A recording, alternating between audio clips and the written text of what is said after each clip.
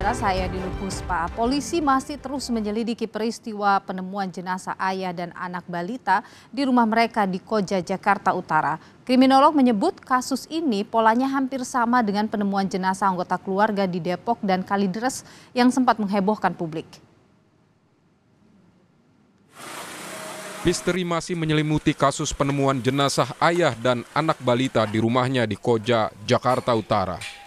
Polisi belum menemukan penyebab pasti kematian.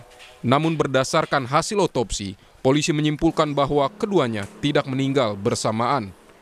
Polisi menduga sang ayah meninggal lebih dulu, 10 hari sebelum ditemukan warga. Sementara sang anak 3 hari sebelum jenazahnya ditemukan. Pada jenazah sang ayah tak ditemukan luka terbuka. Sementara pada jenazah anak terdapat luka pada bagian wajah, namun penyebab kematian belum disimpulkan. Hasil otopsi yang bisa kami sampaikan hari ini hanya menyebutkan usia kematian. Usia kematian dari korban bapak-bapak tadi adalah usia kematiannya sekitar 10 hari ke atas. Sementara anak berada di usia kematian 3 hari. Jadi ada perbedaan usia kematian. Nah, kematiannya pada kasat mata di tubuh jasad berinisial H ini tidak ditemukan luka terbuka. Tidak ditemukan luka terbuka. Pun ada darah di sekitar jasadnya, tapi tidak ditemukan luka terbuka ini.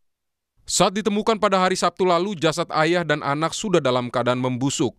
Sang istri dan anak pertama keluarga tersebut juga berada di dalam rumah dalam keadaan linglung, diduga dalam keadaan trauma. Korban dikenal tetangga sebagai sosok yang tertutup, namun tak pernah terlibat kekerasan atau tindak kriminal. Perkara atau kasus sebelumnya gitu Pak, ada atau enggak Pak? Enggak. Ya, kalau saya pribadi ya, saya kan termasuk mengenal beliau itu dari kecilnya saya tahu dia. Dia memang beliau ini agak tertutup lah, keluarga ini agak tertutup. Jadi kami itu nggak tahu ada keributan apa, nggak tahu. Kami nggak tahu.